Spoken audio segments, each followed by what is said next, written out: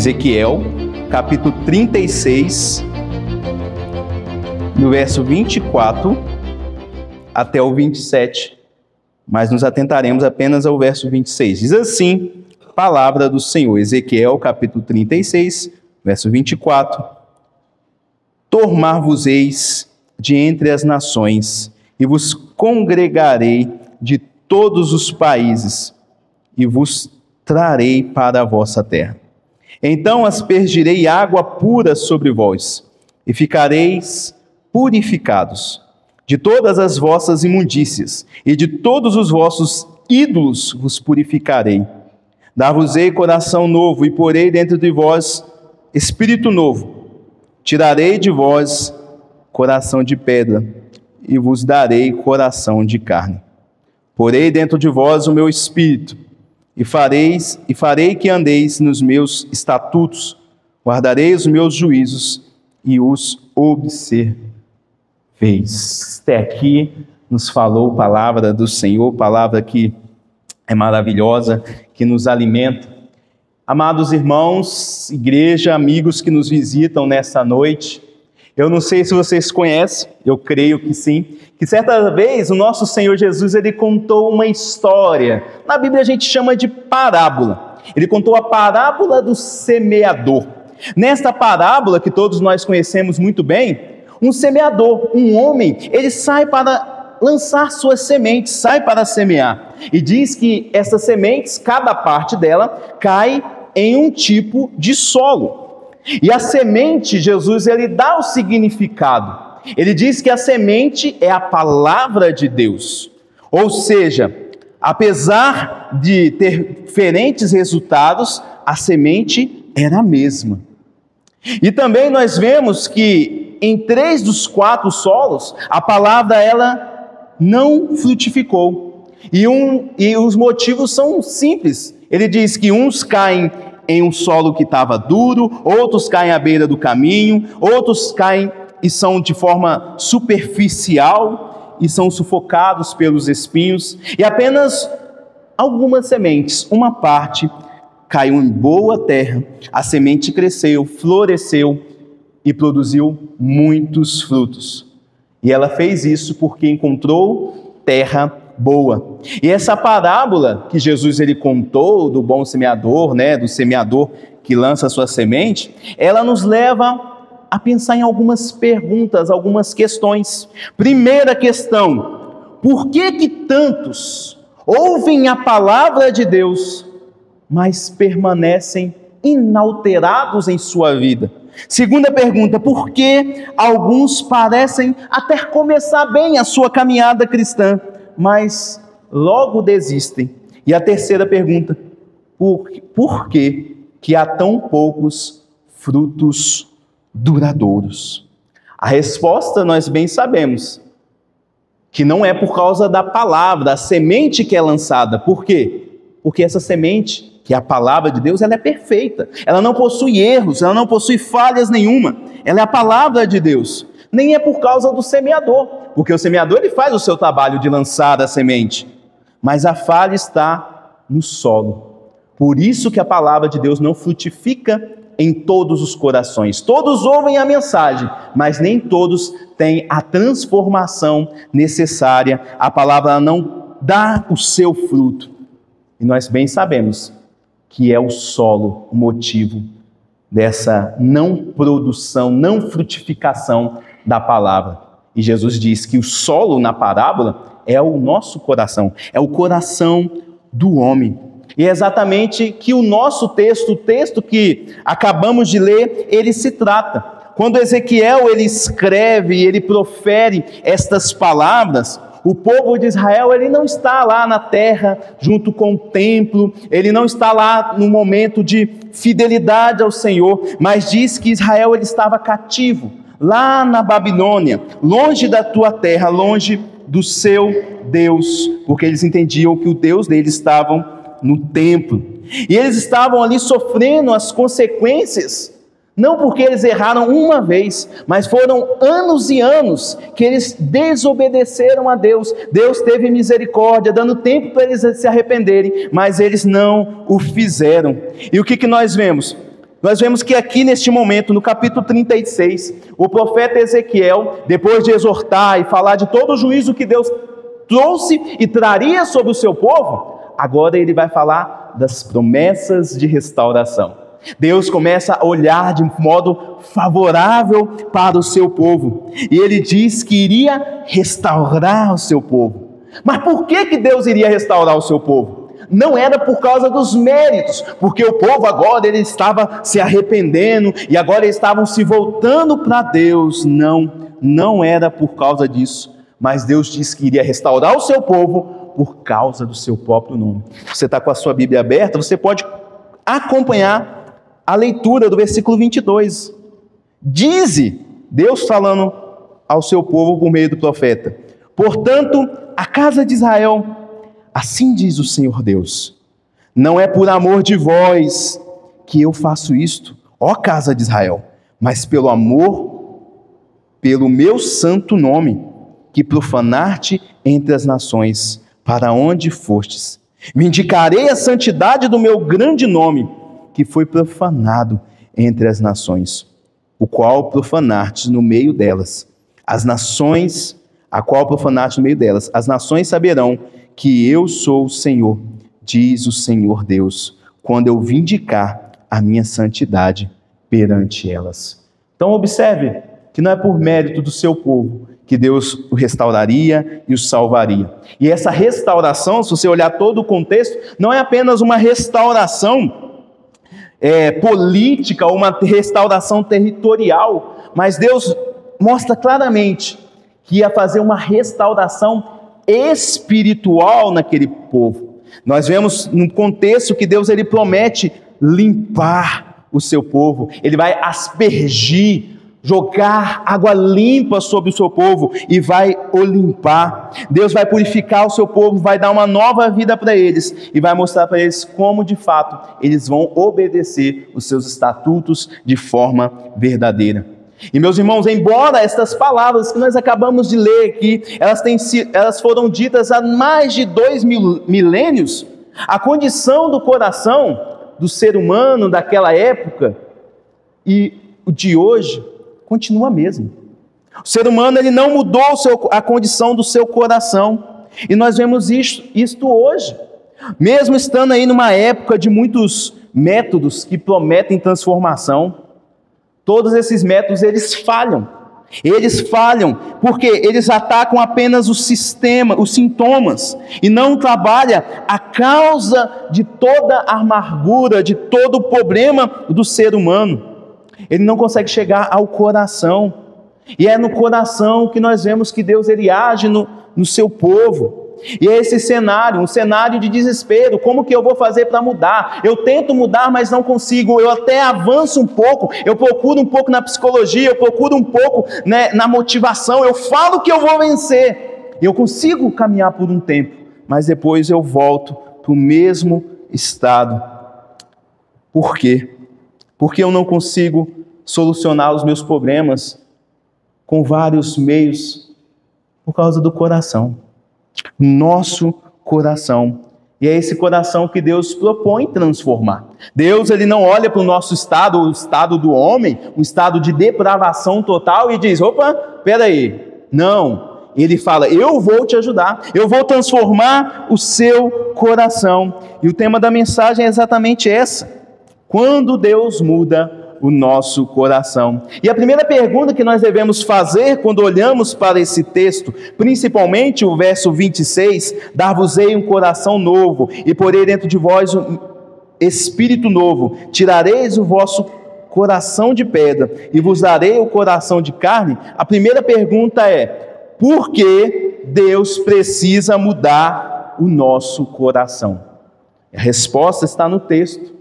Porque a condição do ser humano sem Deus é uma condição de quê? De um coração de pedra.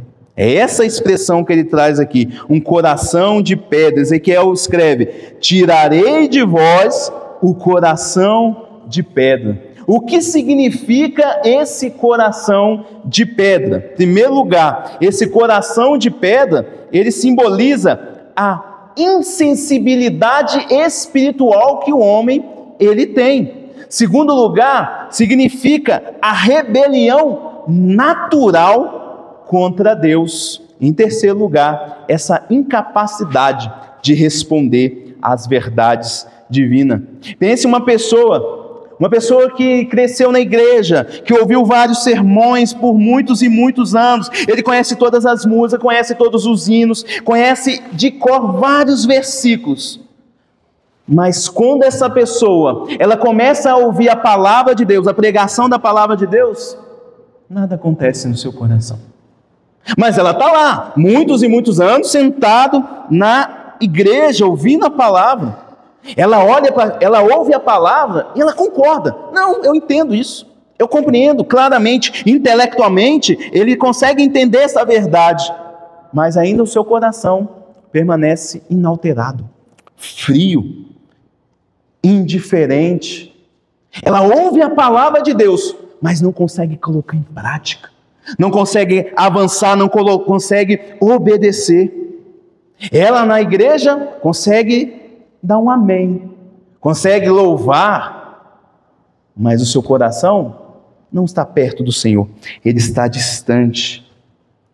Quando nós vemos esse tipo de situação, uma pessoa que não consegue ser tocada pela palavra de Deus, nós vemos que ainda ela tem o coração de pedra, um coração insensível espiritualmente, um coração que não está ali buscando a Deus, que não consegue obedecer a Deus. Nós vemos isso aonde? No Evangelho de Mateus, quando nós lemos a nossa liturgia, Mateus capítulo 15, versículo 19, o próprio Senhor Jesus disse que o pecado não está apenas nos atos, mas o pecado sai de dentro do nosso coração. Ele diz que porque do coração procedem os maus desígnios, os homicídios, os adultérios, a prostituição, furtos e falsos testemunhos, e a blasfêmia é do coração, meus irmãos. A Bíblia é clara quando ela vai descrever qual estado que o homem ele nasce, qual estado que ele está sem Deus. Lá em Efésios capítulo 2, versículo 1, diz que o homem ele nasce morto em vossos delitos e pecados. Ou seja, o homem nasce morto espiritualmente, sem a capacidade de responder. Você já teve oportunidade de estar talvez em um velório, onde o caixão está aberto? Você vê muitas pessoas ir lá e conversar com aquele morto. E o morto não responde, não tem reação nenhuma. É assim a pessoa que ouve a palavra de Deus, mas não consegue obedecer, não consegue pôr em prática na sua vida. Ela está morta espiritualmente. É por isso que as igrejas não estão cheias o suficiente. É por isso que não há tantos cristãos. Por quê? As pessoas ouvem a palavra, ouvem as pregações na internet, no celular, na televisão, pessoas pregando, mas elas não correspondem, não respondem à palavra de Deus com fé, porque elas estão mortas espiritualmente. Essa é a condição de um coração que é duro. E diz também que o coração do homem, ele é naturalmente endurecido.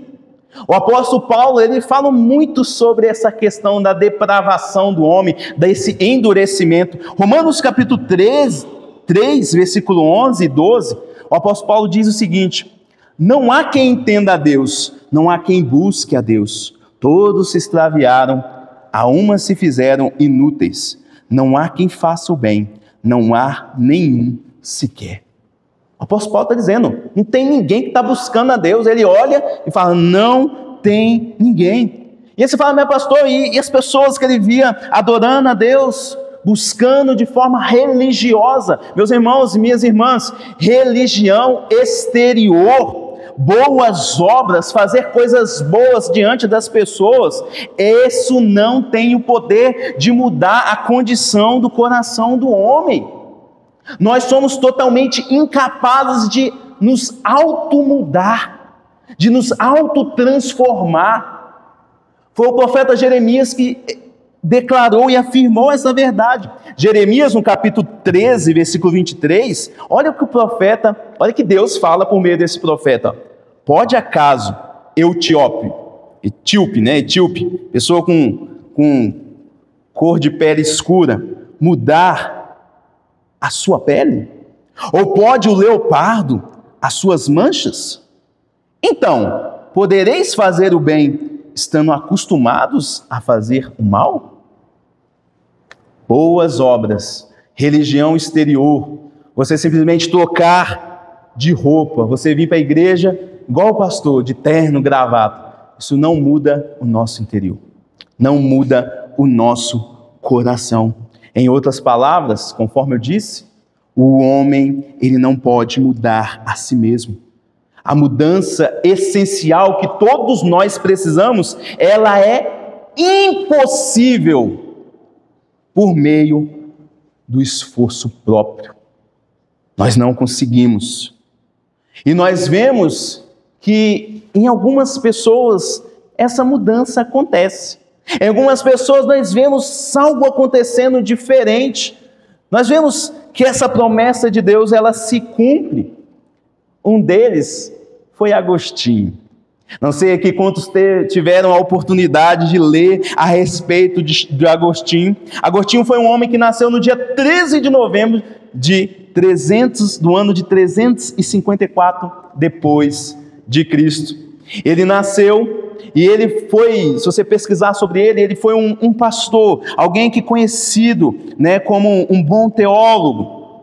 E ele cresceu, ele viveu a sua vida e cresceu amando a filosofia. Ele gostava de estudar, gostava de ler, de filosofar. Mas não somente isso que ele fazia. Diz que Agostinho, ele amava os prazeres da carne. Ele gostava de um negócio bem sujinho.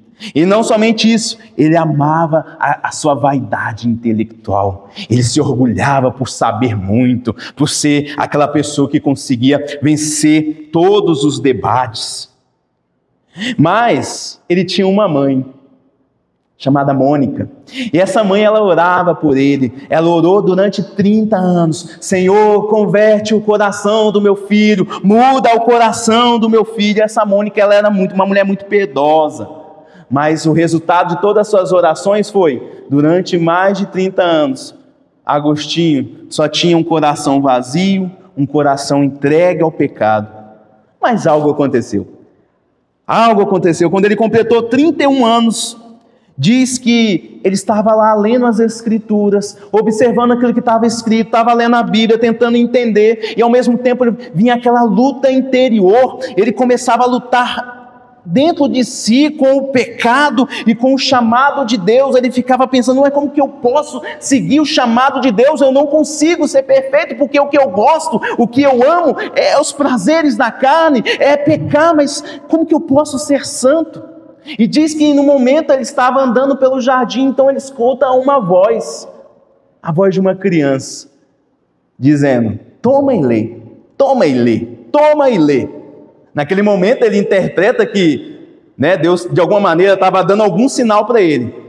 E ele pegou a Bíblia. Ele pegou a Bíblia e começou a ler e abriu num lugar específico, lá na carta de Paulo aos Romanos, no capítulo 13, versos 12 e 14. E aquelas palavras que ele leu, elas penetraram como uma espada. E olha o que diz lá: um homem que está acostumado aos prazeres da carne, e ele lê essa palavra: a noite está quase acabando, o dia logo vem. Portanto, deixemos de lado as obras das trevas e revistemo-nos da armadura da luz. Comportemo-nos com decência, como quem age à luz do dia, não em orgias, bebedeiras, não em imoralidade sexual e depravação, não em desavença e inveja. Ao contrário, revistam-se do Senhor Jesus Cristo e não fiquem premeditando como satisfazer os desejos da carne. O próprio Agostinho, depois desse momento que ele leu, ele declara em um dos seus livros, ele diz, naquele momento que eu li, foi como se uma luz de segurança penetrasse no meu coração. Eu me senti seguro. Todas aquelas trevas que estavam dentro de mim, elas se dissiparam. E o coração dele foi transformado. O que aconteceu com Agostinho naquele momento? Naquele momento que ele leu as Escrituras, Deus ele foi lá, pegou o coração de pedra dele, arrancou e deu a ele um coração de carne. Coração sensível. E diz ainda, meus irmãos, que a partir daquele momento ele começou a odiar todas aquelas práticas pecaminosas e começou a ter ali um ardor, um quebrantamento, e ele estava mais sensível ao Senhor. Agostinho passou a amar aquilo que antes ele não era muito agradável e começou a odiar aquilo que ele amava.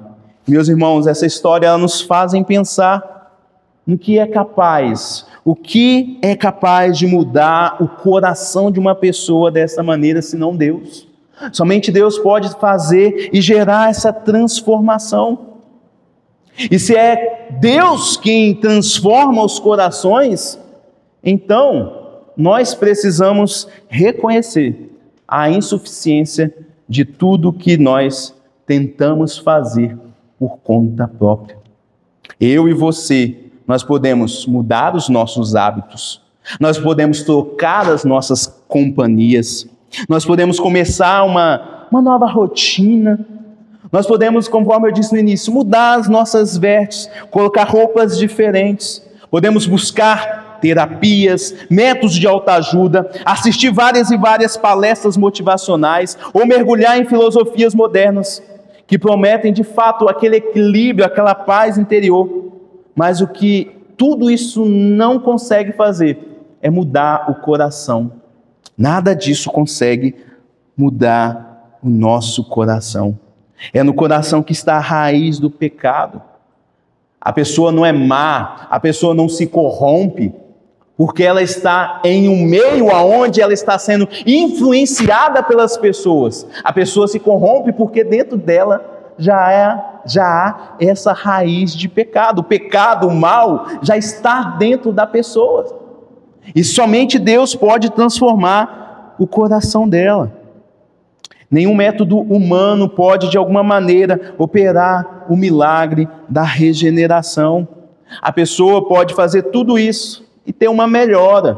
Ela pode, ter força e... Não, agora eu sou um pouco mais calmo. A pessoa pode se tornar um pouco mais religiosa, mais educada, mas sem a obra do Espírito Santo. Sem que Deus ele pegue e transforme o seu coração. Esse coração de pedra, esse coração morto, esse coração insensível às coisas de Deus. Nada vai mudar. Colocar outras coisas na nossa vida, tentar mudar o nosso coração, é a mesma coisa de tentar colocar roupas novas em um cadáver. A roupa se muda, a aparência se muda, mas a morte ainda permanece. O coração ainda está insensível a Deus. A verdadeira mudança, meus irmãos, só vem do alto, só do Senhor, e é de forma sobrenatural. Essa é a verdade, a primeira verdade que nós vemos. O coração do ser humano é um coração duro, insensível a Deus, rebelde ao Senhor e pior, morto espiritualmente. Mas há uma segunda pergunta que esse texto ele nos faz pensar e fazer, já que o coração do ser humano é dessa maneira, é um coração de pedra, é um coração insensível à palavra de Deus, Deus ele promete fazer algo. A promessa de Deus é dar um novo coração e um novo espírito. Observem o texto, ele diz, dar-vos-ei um coração novo e porei dentro de vós um espírito novo. Coração novo ou coração de carne, aqui ele representa uma disposição interior que Deus ele vai realizar na vida do homem. Ele tira aquele coração de duro, de pedra, e transforma num coração de carne, e esse coração agora, ele se torna sensível. Um coração vivo, um coração sensível, um coração que agora ele começa a amar as coisas de Deus.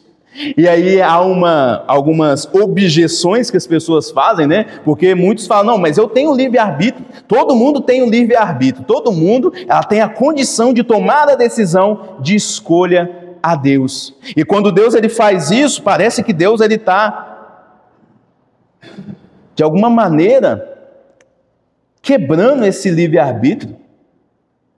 Parece que Deus ele não está respeitando a escolha do ser humano. Mas, meus irmãos, observem que o que Deus faz é transformar o coração da pessoa. Deus não está aqui impondo a sua vontade, Ele está transformando o coração. E quando tem um coração novo, um espírito novo, a direção muda. Aquela disposição interior vai mudando. O desejo era para um lado, do pecado. Agora o desejo está voltado para Deus. É essa transformação que Deus aqui ele promete fazer no seu povo na época, mas também promete fazer no coração e na vida do seu povo. E aqui, meus irmãos, nós notamos uma outra verdade. Deus ele faz essa mudança ela é algo radical, e nós observamos, conforme eu disse, que essa mudança é Deus que faz. Ele é o autor, o agente dessa transformação. É Ele que faz esse transplante de coração. Não é outra pessoa, não tem um intermediador para que eu possa ir lá, olha, põe a mão na minha cabeça para me trazer libertação, para me transformar e transformar meu coração. Não tem, é Deus que faz isso. Ele faz isso de quê? De forma soberana. E Ele faz isso porque Ele cumpre o compromisso que Ele assume com o seu povo por meio da aliança. Mesmo no Antigo Testamento, Deus havia anunciado a nova aliança. Lá em Jeremias, no capítulo 31, versículo 33, Deus diz o seguinte: porque esta é a aliança que firmarei com a casa de Israel. Depois daqueles dias, diz o Senhor, na mente lhes imprimirei as minhas leis, também no coração lhes inscreverei, e serei o seu Deus, e eles serão o meu povo. Era a promessa de Deus que essa mudança ocorresse. E diz ainda que no Novo Testamento o Senhor Jesus ele faz menção dessa mudança. Não sei se você lembra, o Senhor Jesus ele encontrou com um mestre da lei chamado Nicodemos.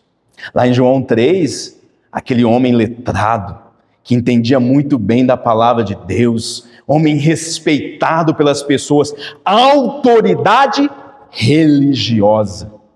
Deus Jesus olha para ele e fala assim, é necessário você nascer de novo. Eu sei que você tem muitos hábitos religiosos, você lê, você faz jejum, mas você precisa nascer de novo. E por que Nicodemos precisava nascer de novo? Porque ele tinha ainda um coração de pedra. E além disso, Jesus disse, em verdade te digo, quem não nascer da água, do Espírito, não pode entrar no reino de Deus. O que é nascido da carne é carne, o que é nascido do Espírito é Espírito. Ou seja, precisa haver essa transformação feita pelo Senhor, essa mudança de coração, para que a pessoa possa então ver e entrar no reino de Deus.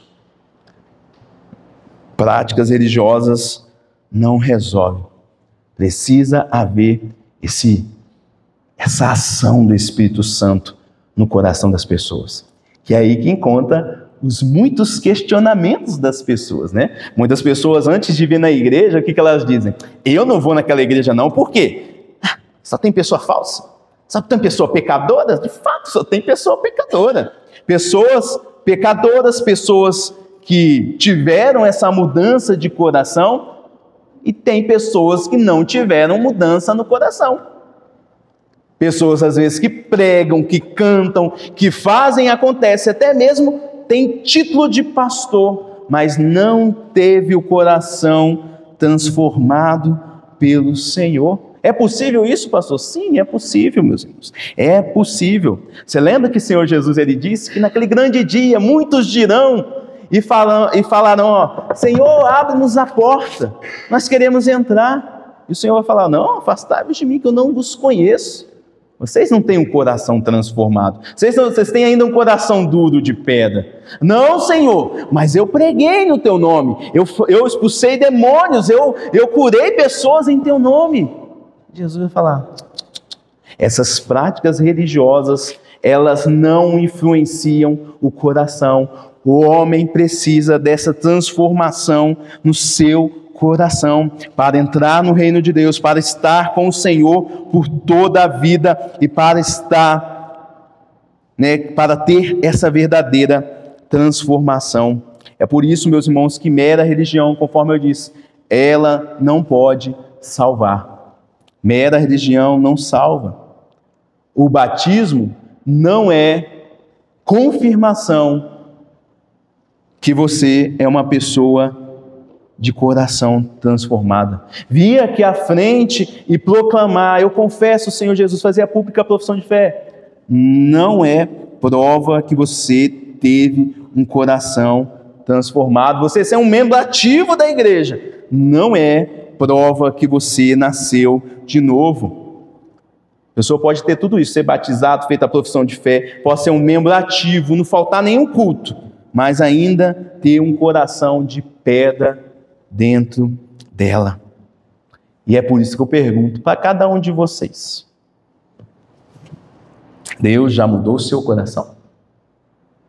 Deus já tirou o coração de pedra e colocou um coração de carne, um coração que quer buscar a Deus? Será que quando você olha para o seu coração, você vê que ele foi transformado verdadeiramente? Se a resposta for não, clame a Deus. Clame ao Senhor. Essa promessa de dar um novo coração, ela está ainda disponível. Você pode pedir a Deus, falar: Deus, eu preciso, igual nós cantamos, dá-me um novo coração, eu preciso desse coração, tira esse coração de pedra, Senhor, e põe um coração de carne, um coração novo, sopra em mim o teu Espírito, meu Pai, me muda de dentro para fora, salva-me, Senhor. Você deve fazer esta oração, e Deus, Ele promete mudar o coração daqueles que estão ainda em pedra, coração que ainda tem aversão a Deus, a palavra de Deus. Esse clamor, meus irmãos, Deus ouve. Deus ouve o clamor, Deus ouve a oração. Mas, neste momento, eu também quero falar aqueles que olham para esse texto e falam: não, Deus fez essa transformação, eu tenho amado a Cristo, eu tenho buscado a Deus, eu tenho amado conhecer, estudar e me aprofundar, eu tenho mais desejo de cavar mais fundo, eu quero entender mais a palavra de Deus, quero falar com você, exclusivamente com você. Aqui fala de algumas promessas, Ezequiel 36, versículo 26, fala de algumas promessas de Deus. Em outras palavras, algumas doutrinas, algumas promessas que mostram o agir de Deus, doutrinas preciosas, verdades que sim nos humilham, mas também nos mostram e nos levam como adorar a Deus com maior reverência. Essas promessas nós vemos aqui, e eu quero falar 4 delas aqui. A primeira é o monergismo. Não sei se você já ouviu essa palavra. Monergismo fala o seguinte: é uma doutrina que diz que a salvação, ela começa em Deus, é Deus que sozinho, Ele regenera o coração e transforma aquele coração de pedra em carne. Como disse Calvino, o coração de pedra não pode amolecer-se a si mesmo. Deus deve removê-lo e dar um novo coração. Ou seja, Deus não precisa dos nossos esforços para transformar o nosso coração. Ele faz isso no coração do ser humano, Ele faz isso sozinho. Não há ajuda. Em outras palavras, a fé para crer e, de fato, ser salvo, ela só vem depois dessa regeneração, depois que Deus transforma o coração. A segunda verdade é a depravação total, como é dito nos meios teológicos. O ser humano, em seu estado natural, ele está espiritualmente morto, incapaz de buscar a Deus por si mesmo. Ele precisa que Deus transforme o seu coração. Ele não tem essa capacidade. E essa visão de pecado nos mostra que o ser humano ele não precisa, sabe, de um empurrãozinho. Não, às vezes aquela pessoa só precisa do empurrãozinho. Não, ela precisa de uma transformação radical no seu coração. Terceira doutrina aqui fala da graça soberana e eficaz de Deus. É Deus que decide que Ele vai salvar. Ele não apenas ali faz um convite, Ele transforma com o seu poder e com a sua graça irresistível e eficaz. Quando Deus ele salva alguém, nada vai impedir. Lembra do versículo de Isaías? Agindo Deus, quem impedirá? Então quando Deus ele quer agir, Ele age. E a quarta doutrina fala da graça, da aliança da graça. A promessa de um novo coração, ele faz parte da nova aliança que Deus promete fazer com o seu povo. Aonde Deus ele age de modo soberano para resgatar, redimir e renovar um povo para si. E a pergunta é, você pertence a este povo? A promessa é para o povo de Deus. Você pertence a este povo? Você tem essa aliança? Seu coração está selado com esta promessa?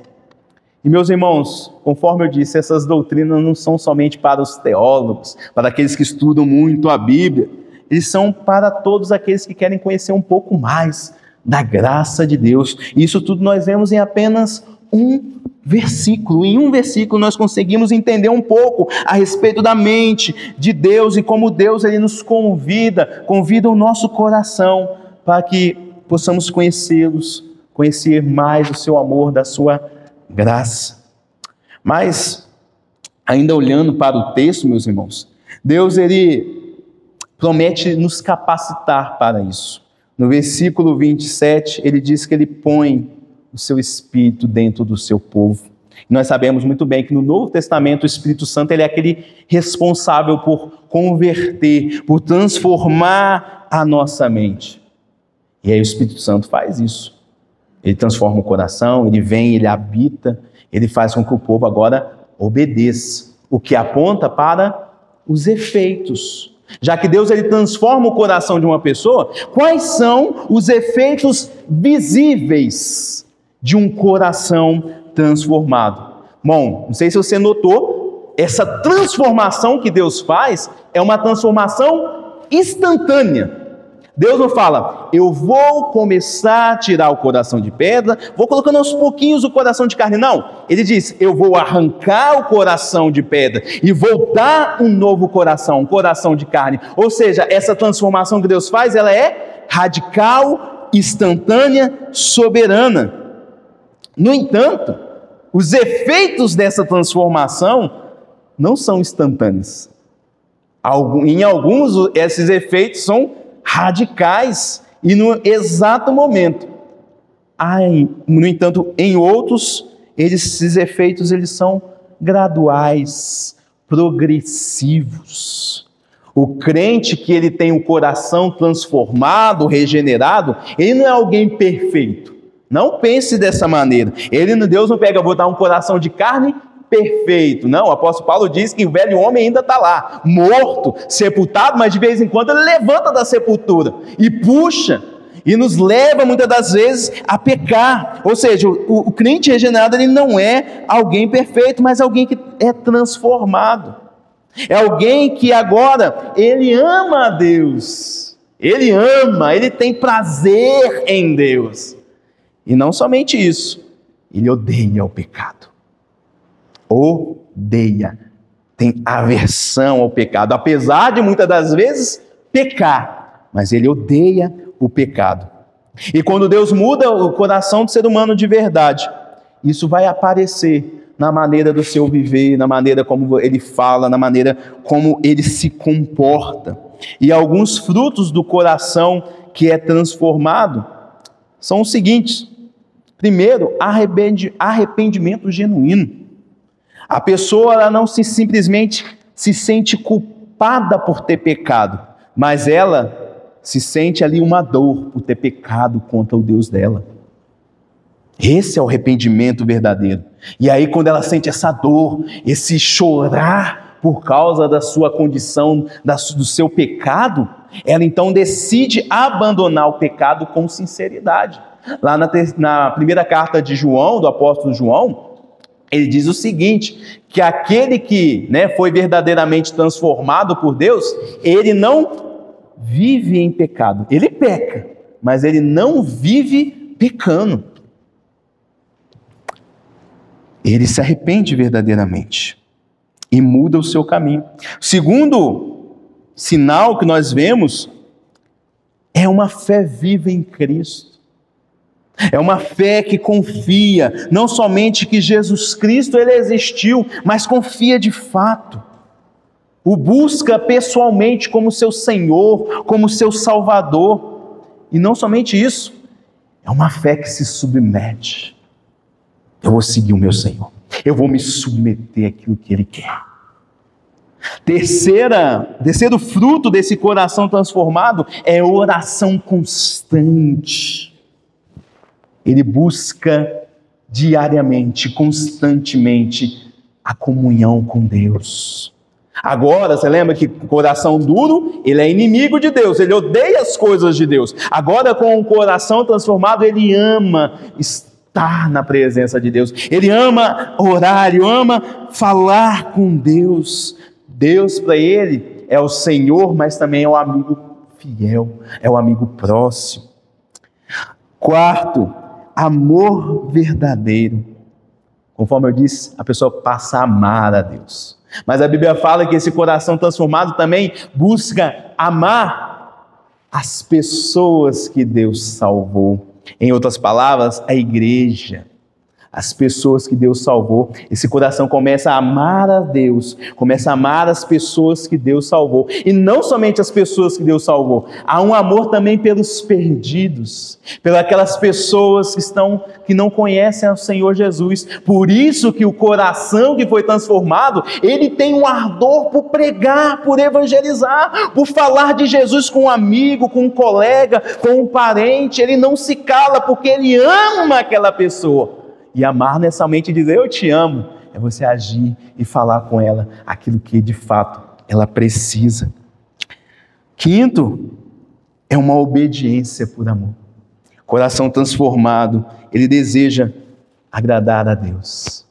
Não simplesmente por uma obrigação ou por medo, mas porque ele ama a Deus. Ele busca de alguma maneira honrar a Deus na sua vida. Um coração obediente e um coração sensível moralmente. Seu coração agora que está vivo, ele agora sente o peso do pecado. O pecado para ele é sentido, é doído. E ainda, ele passa agora a se alegrar com as coisas de Deus. Ó, pastor, agora eu estou ouvindo aqui a palavra e meu coração ele se alegra. Meu coração, eu estou feliz, eu estou gostando de ouvir a palavra de Deus. Eu quero mais, eu quero mais. O coração de pedra fala, não, eu não quero mais não. Chega, não quero mais. Mas agora o coração transformado, ele gosta das coisas santas de Deus. Para ele, estar na casa de Deus é um prazer, é um privilégio. Para ele acordar cedo de manhã, é um privilégio, meus irmãos. Acordar cedo para vir na casa de Deus, aprender da palavra de Deus, é um privilégio, algo que o coração que ama a Deus, ele gosta de estar no meio do povo de Deus, de aprender a palavra de Deus. Ele olha para estas coisas e fala, é isso que eu amo, é isso que eu quero colocar na minha vida. Então, meus irmãos, nessa noite, examine seu coração com sinceridade. Examine seu coração, vê se de fato o seu coração tem amado a Deus. Será que quando você peca, você sente esse pesar pelo pecado? Ou simplesmente, só mais um pecado, Deus perdoa? Não! Deus, ele odeia o pecado, meus irmãos. O próprio Filho dele morreu pelos nossos pecados, sentiu dores e terrores grandiosos por causa dos nossos pecados. E examine também dentro de você se há uma inclinação para a santidade. Um coração transformado, ele busca santidade, ele busca essa transformação. Conforme eu disse, o coração transformado, ele tem fome pela palavra. O que é fome pela palavra? Ele tem necessidade diária não somente aos domingos abrir a palavra de Deus, mas diariamente. Todo dia na sua devocional você pega a palavra do Senhor e fala: eu vou comer desse pão, eu vou me alimentar do Senhor. É esse coração transformado, é isso que o coração transformado ele tem. Ele tem um desejo de comunhão com Deus, com seus irmãos. Essas são algumas das evidências que a pessoa teve um coração transformado. Então, concluindo, meus irmãos, hoje nós vimos qual é a maior necessidade do ser humano. Nós olhamos para a nossa cidade e nós vemos várias necessidades. Tem lugares que precisam ser fechados, estabelecimentos precisam ser abertos, nós precisamos de hospital, nós precisamos de uma melhor qualidade de vida, nós precisamos de mais lojas, nós precisamos de muitas coisas, nós precisamos de mais policiais nas ruas, nós precisamos de muitas coisas. Mas a maior necessidade do ser humano, a maior necessidade dessa cidade de Itapurá, é que ela tenha um coração transformado pelo Senhor. As pessoas lá fora, elas precisam mais, muito mais, do que às vezes uma cesta básica, do que um amigo, alguém para estar do lado. Ela precisa dessa transformação que começa de dentro. Uma transformação que nós vimos que somente Deus ele pode realizar. E hoje, Ele pode fazer isso no seu coração. Ele pode mudar, assim como Ele fez com Agostinho, assim como Ele fez com milhares de cristãos. Ele pode mudar. E se você precisa, Ele tem poder para fazer esse milagre. E Ele, conforme nós vimos, Ele se propõe a fazer, propõe a realizar esse milagre. Então clame a Ele por esse novo coração. Dependa só dEle para a sua salvação. Que Deus nos abençoe. Que Deus nos fortaleça e nos ajude. Vamos orar? Feche os teus olhos.